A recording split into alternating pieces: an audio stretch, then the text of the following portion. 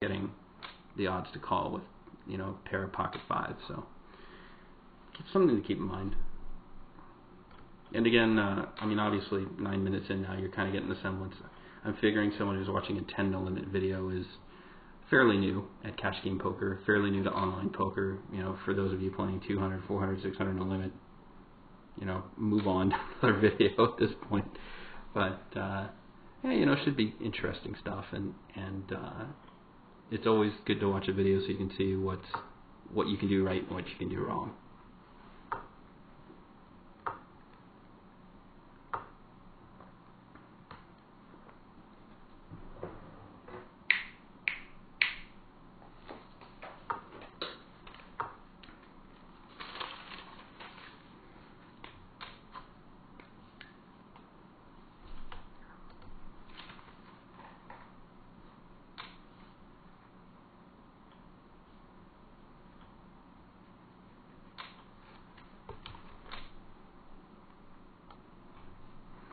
So we've moved along a little bit. I'm going to be pausing and starting the video once I see a hand that I'm going to play.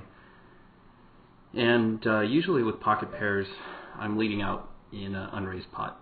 And so usually it's 3 + 1 or 3.5 + 1 or 4 + 1. So I'm just going to keep it simple. 3 times the big blind plus 1 for every limper. So we had a limper under the gun, and so we're adding an extra big blind. So that's where we get the 40 cents, 30 plus 10.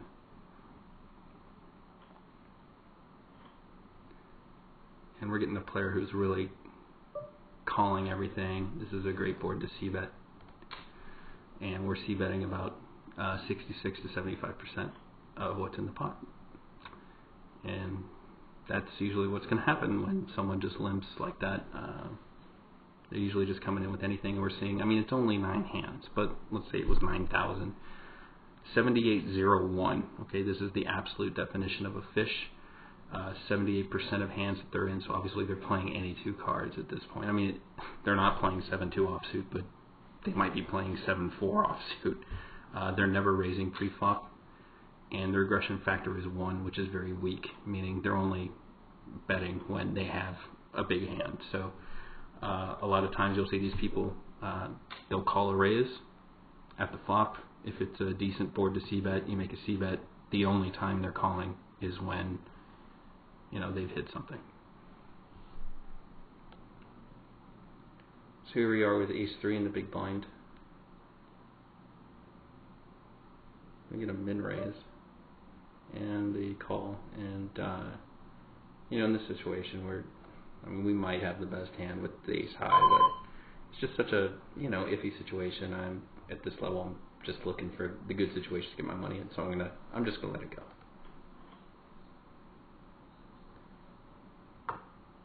And this is actually a tough board had we played it. It'd be interesting to see how this plays out. We'll never know. And so we got 36, and let's just say for a second everybody were to fold here. I'm usually not stealing, well, I'm not stealing with 36 in this situation. If we look here, we've got a player who basically doesn't fold with a short stack, and we've got a terrible hand. So if this was a nitty player, meaning someone like this guy here, who's 0-0 over 16 hands, this guy's basically only playing premium cards. We're stealing from them all day long because chances are they don't have a hand they want to continue with, so we can just take their blinds. However, this guy will play anything, and with 36 we just never know where we are unless we flop the nut, so that's why we wouldn't steal.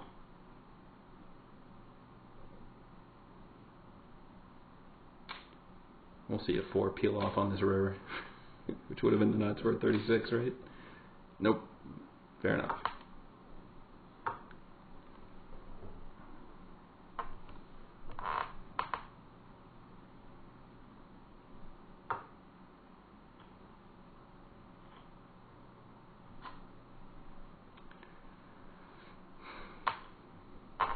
So pretty interesting. This guy hits top pair and just get called down and someone sucked out.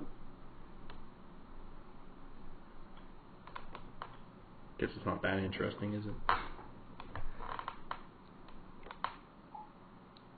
We're basically looking at this guy as pretty much any time he's coming in, we're going to be very dubious, and 84 isn't going to be good enough to get us into isolate this limper, which we will love to do, but it just won't be this time.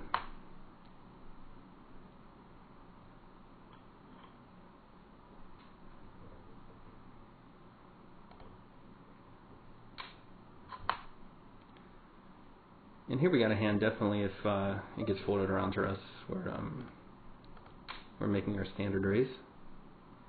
And wouldn't be surprised to see if this guy call and this guy fold, given their history. And we can see bet this guy all day long, since it seems he's a pretty weak player.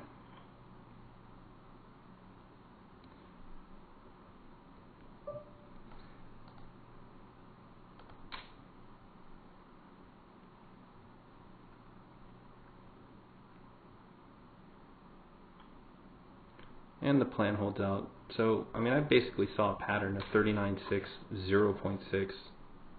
You're going to see that this is the guy who calls a lot pre-flop and gives up on the flop a lot. So, ideally, you can win a lot of hands this way, and it'll pad your numbers. You can get a decent win rate just doing what I just did. And it'll certainly help when you take a bad beat to actually bring yourself to about even during a session, and then it definitely pads the win rate when you're winning. And as I was getting to, the ideal situation against someone like this is that you do hit a big hand and they hit something, because whenever they hit something, they're not letting go. So you just keep betting into them, and you can stack off on a river. You know, if you hit a set or even a two pair or a straight or whatever, they have something like top pair, they're just not going to let it go. And that makes it a lot easier when we're c-betting and they throw in a raise or even just a call. We know we can just slow down, and maybe we'll get lucky later on, otherwise we're giving up. Because a person like this isn't clever enough to be floating us or to do anything tricky. They think they're being tricky, but they're not. Alright, so we got Jack 6 in the big blind, and I've also added another table, and when I get into an interesting spot on the other table, I'll shove it over here, but I just added it just to hopefully get through some more hands in this short amount of time that we have.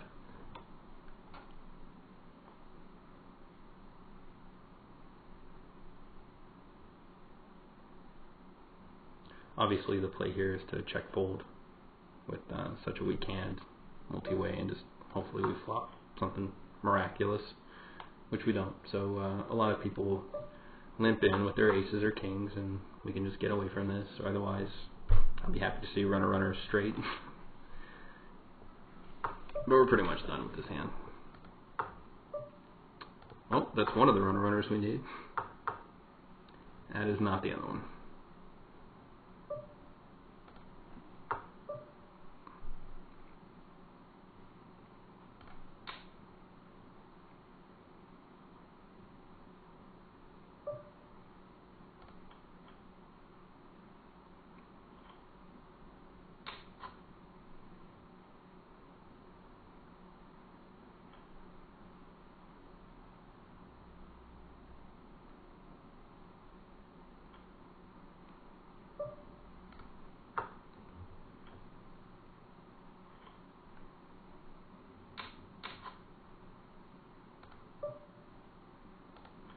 Eight-4, not strong enough for us to continue.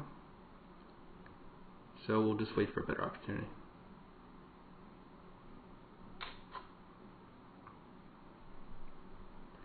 I'm always recording pretty much no matter what I have on the button cutoff and hijack seats, because it's just so important to play position that sometimes it doesn't matter what you have, you're making a raise. So this table's the exception when you've got a 41-6 and a 48-4. Stealing opportunities are